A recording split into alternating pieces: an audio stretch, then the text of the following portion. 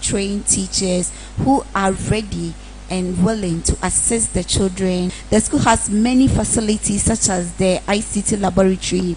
We also have a science laboratory. We also have a library. The school has a number of buses which convey the children from their various destinations to the school premises. We have the football team, we have the drama group, we have a lot, and the school is based on the Christian principles. For more inquiries, you can call this number 0541 310 901 0541 670772. Abundant grace, in God we trust. Welcome again to AGPS TV. Today, I'm going to take you through yet another important topic that is going to be helpful to you as well as the country, Ghana, Africa, and the world at large.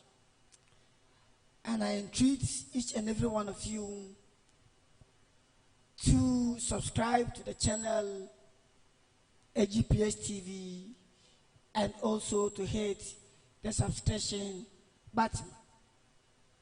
Tell your friends, tell your colleagues that in this moment of world challenge, they need to subscribe to the channel. Today, I want us to go through a topic I have titled Education and Productivity. Education and productivity. Now you will know that all over the world, in this moment of COVID-19, people are talking about how their children can go back to school. You can look at all the educational ministry. West Ghana is no different. And so you realize that our Minister of Education has even written a letter to the parents on how to educate themselves in this period of lockdown. We have seen China try to easily roll out or bring back their educational system, and you can see their children wearing PPEs even in classroom.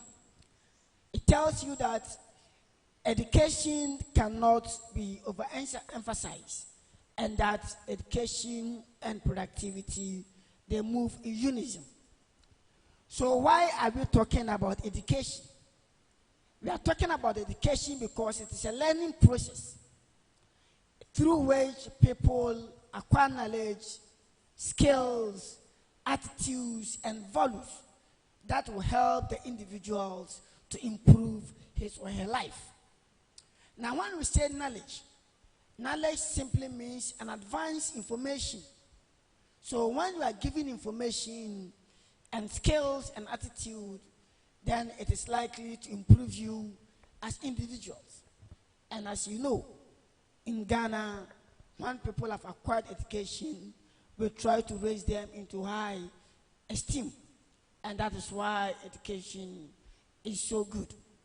Now, having said that education is a learning process through which we acquire knowledge, skills, and attitude, we want to look at the importance of education. We want to look at the importance of education. I must emphasize that there are numerous advantages or importance of education, but today I want to take you through a few of them. And the first one that I want to take you through is that education helps people to read, write, and use numbers. If you remember during the castle schools in Ghana, that is the schools which were earlier established by our colonial masters to help train their children as well as some of the prominent people at that time. They were dealing with three things: how to read, how to write, and perform basic arithmetic. And that has been the trend even during the colonial time up to today. And that we are saying that people are able to read, to acquire information, and also to write and use numbers. And when you are able to read write, and then be able to acquire information. It helps you to communicate effectively and also to keep records. And so we are saying that education is very important in that regard. The second thing is that education enables people to acquire a profession. Whether you want to become a medical doctor, you need to read medicine at the universities. If you want to become a teacher, like people try to give me credit on how good I am as far as my teaching prowess is concerned, it tells you that I have acquired education up to the degree level. And so I'm able to teach you. And so if you want to become a teacher like me, you need education. If you want to become an engineer, whatever you want to become in future, you need to acquire some level of education. And that this education that you acquire will equip you as a person to get the needed skills in your profession. And so you need that. Then the third point is that education helps people to learn their culture, and that people will adopt their culture beliefs, practices, values, and norms through singing, drumming, dancing, and poetry, recital. Now, when we say culture, culture simply means the way of life of a particular group of people. And so when you are educated, it enables you to know your beliefs, your ideological ideas, your religious beliefs, your political standings, and which are very key in our daily activities. Don't forget that we have seen expatriates. When I say expatriate, we are talking about people who are foreigners that have come into this country to learn about our way of life. In other words, they want to educate themselves in other cultures in other parts of the world. You have also seen some Ghanaians in diaspora, that is Ghanaians living abroad, who have come down for so many years, who have now come to, as it were, know their roots and learn about their culture. We have seen the year of return in 2019, where a lot of these people who are Americans, some of them living in the Caribbean, coming down into Ghana to look for their root and to learn about their culture, their belief, their practices, and their values. And so all these things are made possible because of education. The fourth point is that education has helped people to get employment. Now I'm working at AGPS, and I am able to get this employment because I have acquired some knowledge and skills and information as a result of my university education. And so we are saying that if you have acquired some sort of education, you are likely to get employment. And you know that employment will help you to secure your future, where you can get some revenue to manage yourself. Now, we must also understand that if you have read medicine, or if you have read law, or if you have read engineering, then you are likely to get employment in some reputable organization. I've seen some of my classmates working at the Ghana Immigration Service, others are working at the Ghana Revenue Authority, others are working at the Ghana Health Ministry, just because they have acquired some sort of education. But thankfully, we can all not be medical doctors, so I have decided to train people and give them some sort of education to be able to acquire the knowledge and skills that they so need. Then the fifth point is that education helps to remove superstitious beliefs. Now, in superstitious belief, you are saying that it is the belief in the supernatural, which cannot be backed by any scientific proof. And so, when there was a malaria outbreak, people had attributed malaria outbreak to punishment from the gods, where sacrifices were made. And in some instances, human sacrifices were made to appease the gods as a way of atoning for the sins of the people in the land. But today, education has shown that malaria is being brought by the female Anopheles mosquito bite. And so we no longer make human sacrifice. And that's one of the importance of education. And you may recently realize that when there was an outbreak of cholera, where thousands of lives were claimed, people who were superstitious had believed that these were another punishment from the gods. But today, education has tried to eradicate all these beliefs. And so we are saying that education has helped to remove superstitious belief, and through education, people have become more aware, and so they do not attribute some of these pandemics into things that is not backed by science, and that people have stopped to believe in such superstition. The last point that I want to address is that education helps to develop science and technology. Science and technology. And we are saying that through education, people do research which helps to improve upon technology. Don't forget, when we say technology, it simply refers to the application of scientific knowledge to help solve practical problem. To solve practical problem.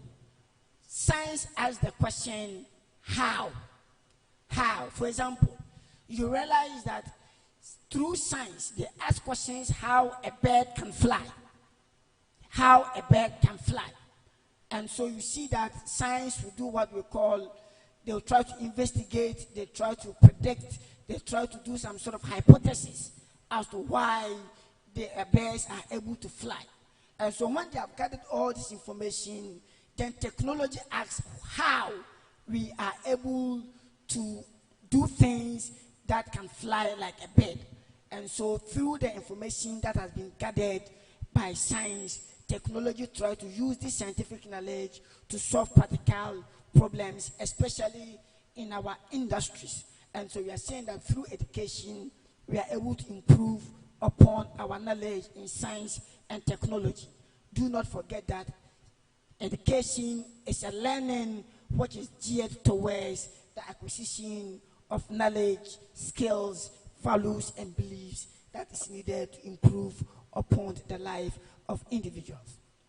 Now, what are the importance of technology? Having outlined the definition of technology as being the use or the application of scientific knowledge. So I am going to quickly take you through the importance of technology. Now, one of the importance of technology is that it speeds up work. It speeds up work. We are saying that technology is used to produce things faster. I have heard about one of the geniuses in Ghana. The name is Dr. Apostle Kojo Safo Kantanka, who is one of the beacon of technology in Africa. I have seen that he has a machine that can produce about 500 blocks within a minute. 500 blocks of within a minute. But if you want to use human effort, you realize that it will take about a day or two for human to be able to produce such a number. And so we are saying that we can use technology to be able to work faster. The second point is that technology works more efficiently than human beings. And we are saying that technology is used to improve efficiency at work. By efficiency, we are saying that as we strive to improve our level of perfection in workplaces, when we use technology, it's able to reduce the human error. Humans are bound to make errors. And so when you use technology, you are able to work faster and efficient. For example, if I want to calculate 150 times 224, 150 times 224, if I want to do it manually, there's a possibility that I may get my calculation wrong. But if I punch a calculator, I am certain that it will give me a correct response if I'm able to put in the correct input. So we are saying that technology improves efficiency at work. Then we are saying that Technology, as the third point, is used to do more complicated work. And by complicated work, we are saying that technology is applied in doing dangerous work. Technology is applied in doing dangerous work. We are saying that certain works are too dangerous for human beings. And in such a work, like mining, machines are used to save life. For example, sometimes you see there's an accident, an underground accident. And so you see that the place is not conducive, and then it is too risky for man to go to such places. In that case, they send machines to go. I have also watched wildlife, where people want to know more about wildlife. And so they go into the deep sea, they put cameras, and so they send cameras into the deep oceans to get us information without men actually going into the deep sea. And so we are saying that all these things has been made possible as a result of technology. And the fifth point is that technology saves time and energy. Technology saves time and energy. Technology saves time and energy. And we are saying that with the introduction of technology, people do not waste time and energy anymore. And most of the works are done by machines. Now, let us look at the Controller and Accountant General in Ghana, who pays all the public servants. We are told that the government pays over 1 million people that he has employed. So just imagine the Controller and Accountant General trying to process all the vouchers before you can pay them in a month. You realize that it is going to take him another month and another month and another month just to pay 1 month. But because of the use of computers as a result of technology, he is able to process 2,000 or 3,000 vouchers in a minute. And so he is able to do that faster and easier. And that has been as a result of technology. Having said all these things, we are saying that education and technology brings about productivity. Productivity. Today, we are trying to increase productivity. Ghana is trying to increase productivity. Africa is trying to increase productivity.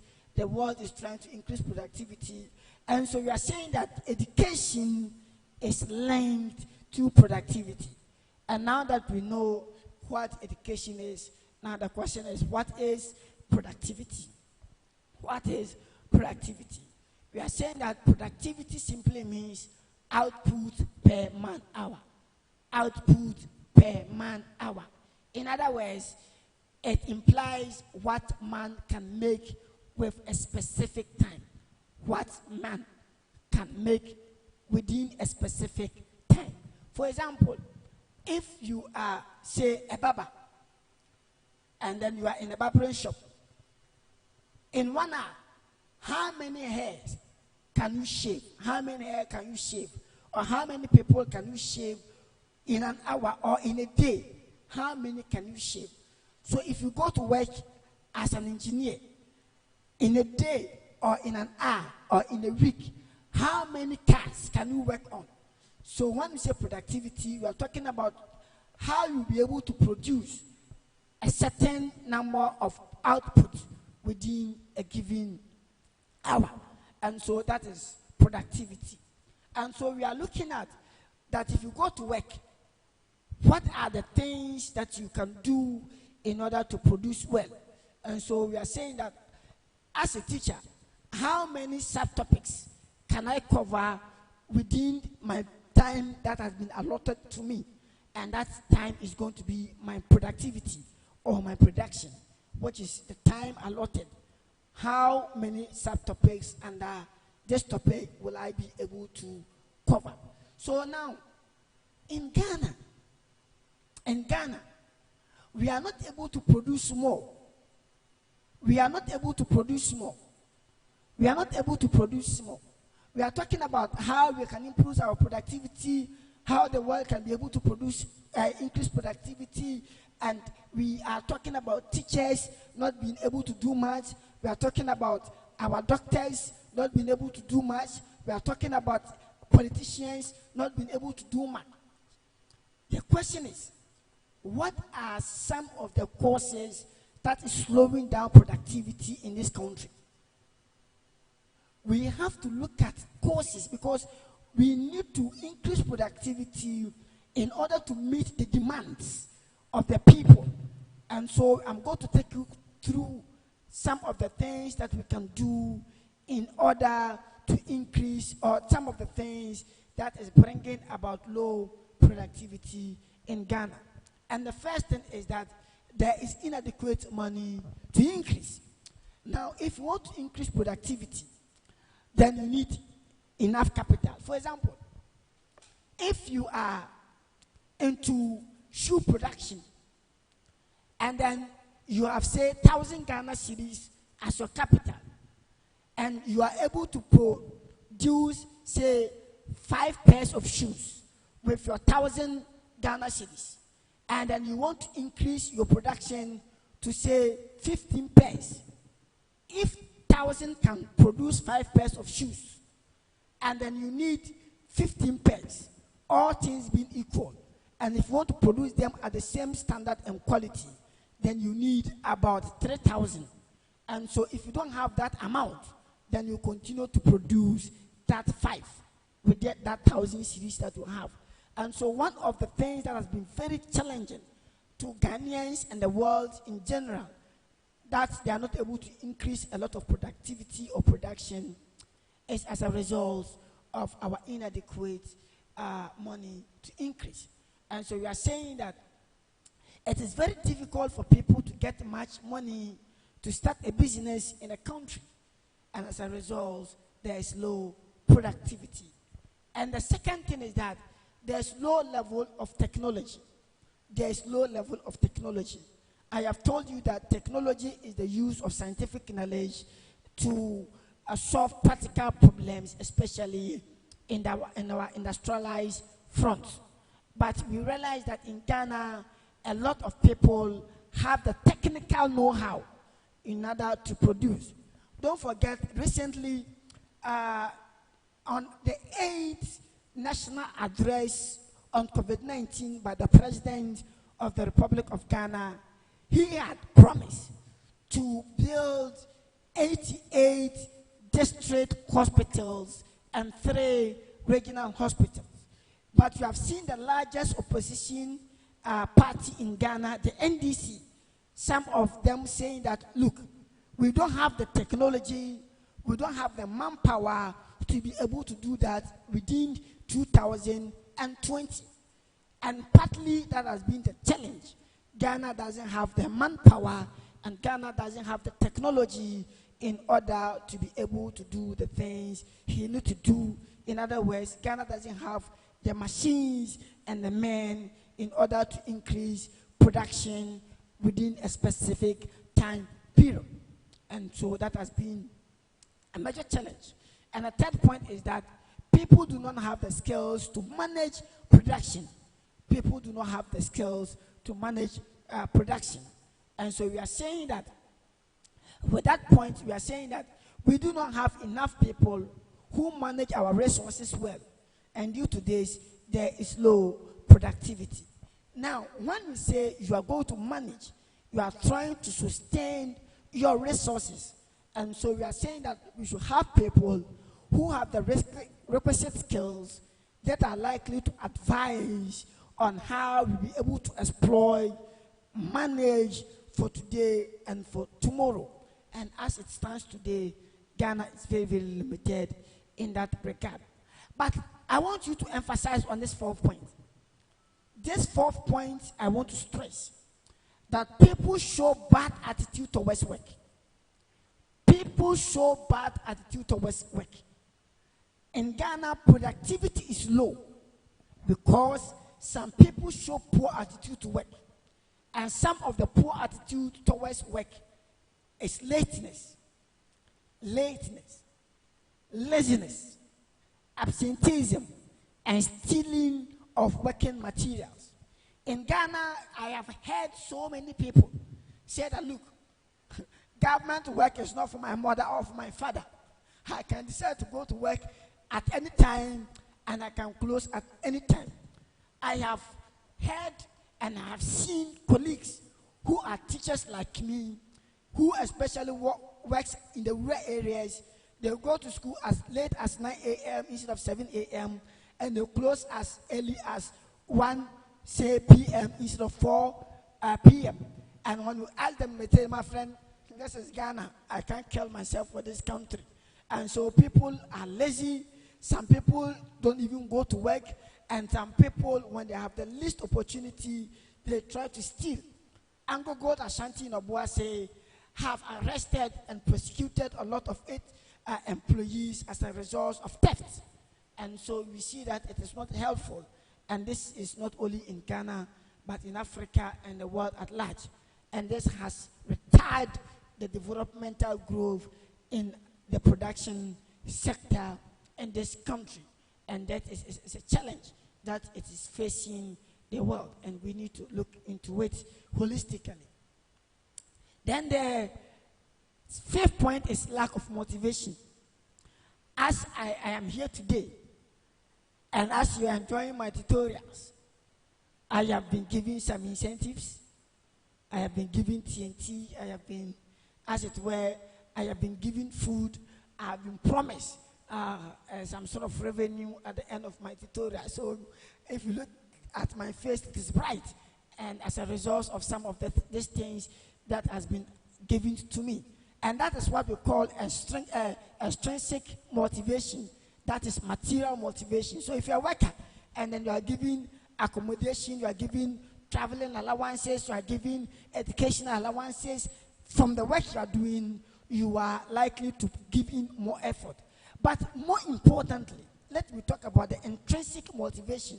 You may not give somebody accommodation, you may not give somebody traveling allowances, but the kind of conditions that you put in place, such that the person have a place of convenience, the person have electrical facilities and the rest.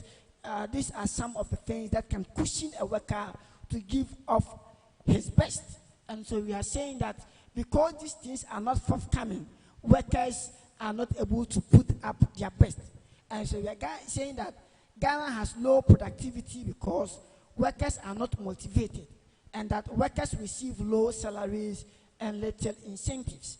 And so we are saying that we should try as much as possible to address this situation, and I'm trying to do that as we move on. Now, the sixth point is that Ghanaians have the habit of buying foreign goods. If you have not watched my previous lesson of independence and self-reliance, I have said that because we have used foreign products for over 400 years, we have developed some insatiable taste for foreign goods. And so when you even see your own colleague buying made in Ghana goods, we intend to ridicule them because we are of the belief that Ghanaian products are of inferior quality, and that has also resulted in our low production. And so we are saying that because people are buying and using foreign goods, our local industries are not able to produce more, because if they produce and then people are buying less, it means that they're going to run at a loss, especially when we have goods that are perishable. And so they are very careful in the quantity of goods they intend to produce within a given period of time. And so we are saying that we should try as much as possible to appreciate our local industries and try to patronize them, because by patronizing these foreign products, it is collapsing most of our industries and they are not able to produce more. Having said all this, as we have acquired education, and as I'm giving you education today, as some of the reasons why we are not able to increase productivity, now I want to ask, what are some of the measures we need to put in place in order to increase productivity? We have to do as much as possible to be able to increase productivity. Now, so we are looking at factors that will help to increase productivity in Ghana. Please share this video. Share this video. Share this video. Let the policymakers, let those who matter, if they have forgotten, I am reminding them on how to increase productivity in Ghana so that we can link education, technology, productivity into self-reliance. And so the first point that I want to talk about is that education and training is one of the ways we can improve productivity. Now, any country that takes education into, or that considers education as a priority, is likely to increase productivity. Now, as I have acquired education, what I am doing is that I am producing something. But education alone is not enough.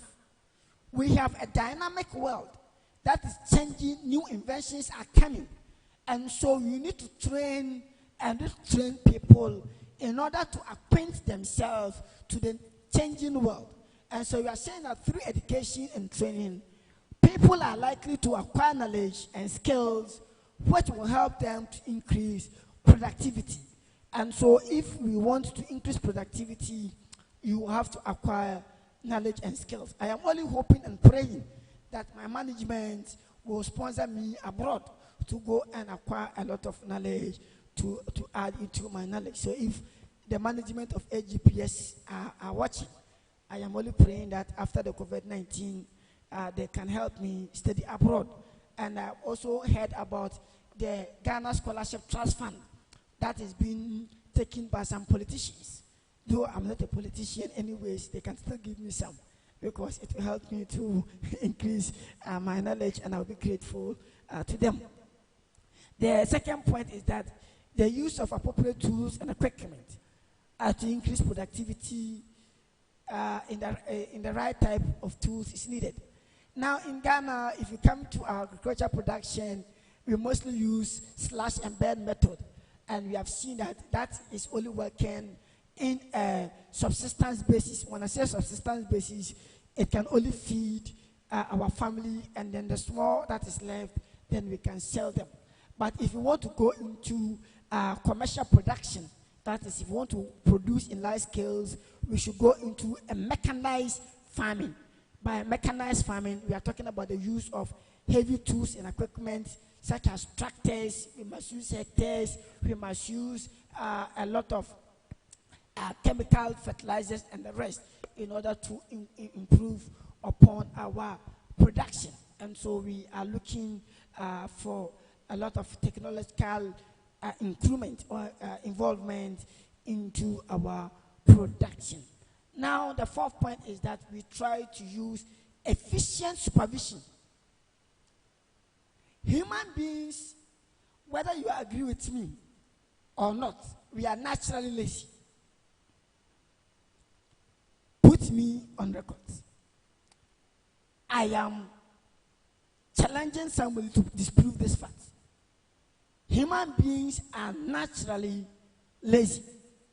And so when you give man a work to do, and without proper supervision, production tends to be low. I have seen workers who have sat to discuss football games, political talks, and when they have seen the supervisors coming, they have run to do the work. And so without that supervisor, they would have used that production hour to talk about unnecessary things. I have also seen people who have been sleeping at workplaces, and when they are told that supervisors are coming, they try to get up and go into the workplace. And so we are saying that we need to make sure that we intensify supervision when we have awarded some sort of work to people to execute. Then finally, I want to talk about good work ethics. As individuals, like me, I have always tried, it's not all the time, we are human beings, so we have limitations. Sometimes you have your car, you are going to work, and sometimes you realize that you have a fault. Sometimes you realize that you are into traffic and the rest. But it should be a one-off. But as a human being, you should try to develop some sort of ethics. In other words, you should try to be at work on time. You should try to be punctual at workplace. You should try to produce even without supervision. Without supervision. One of the things that I hate in my life is people who are hypocrites. They try to work when there's a supervisor is coming, then they work. You see a teacher is teaching, he's speaking Chi. As soon as you see the headmaster is coming, then he's trying to change his language. That is hypocritical. You must try to avoid all these things. Then I have talked about motivation as one of the factors that is bringing our productivity low.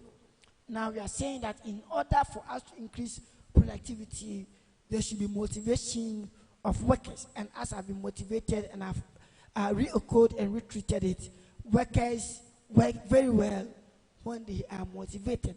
And so we are saying that workers should be given good salaries and other incentives, such as free accommodation and hospitals. If they are sick, their children are sick, and then you are giving them all these incentives, it motivates them to work. Don't forget that recently the government has decided to give some frontline workers some sort of packages as a way of incentivizing them to work, and that is a step in the right direction. But my worry is that we should not wait till COVID-19 before we will be able to, as it were,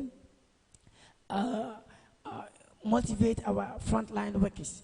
And so in Ghana, the least motivated work is teaching. And so I am also pleading that as we are imparting knowledge and skills, we also need some of the motivation so that we'll be able to, as it were, give off our best. Then we go to our 7th point. Ghanaians should be encouraged to buy made in Ghana products. I have told you that it's about time we avoid all the necessary ridicules about people who are buying made in Ghana goods. We should rather motivate them and encourage them. I am not only teaching and saying this. Those who know me, Mr. Samson Anani, about 80% of all the materials I use are made in Ghana. About 80%. Those who know me, they will tell you, I like to wear African wear because I am an African. And so I try to appreciate the things. And I've always told my students, look, if you can sacrifice and buy made in Ghana goods, irrespective of its quality, then Ghana will be able to increase production, increase its quality in the next 10 years, and that will make us increase our productivity and be self-reliant. Now, all these things that I have said, please, they are not for examination sake. It is for life. It should be part of us. It should be partial of us, so that we can change the forefront of this nation. I told my students, and I'm telling you, that if you are learning only for exams, then you have failed yourself, you have failed your family, and have failed the nation. Let us try to put in effort that whatever we are teaching you, you are going to put these things into practice in order to save this nation from the place I do not intend to mention. That is going to be it for today. But before I go, please, you should try to hit the subscription button so that you will be given an update on my future tutorials. I'll be meeting you on Friday, God willing. But as you are into COVID-19, I have always said, try to stay safe. Do not go out unless it is absolutely necessary and that you are going to do something very important. Please practice social distancing. Wash your hands frequently, at least 20 minutes under running water. Every 20 minutes, try to wash your hands under running water, and make sure that as you are washing, you do it for at least 20 seconds.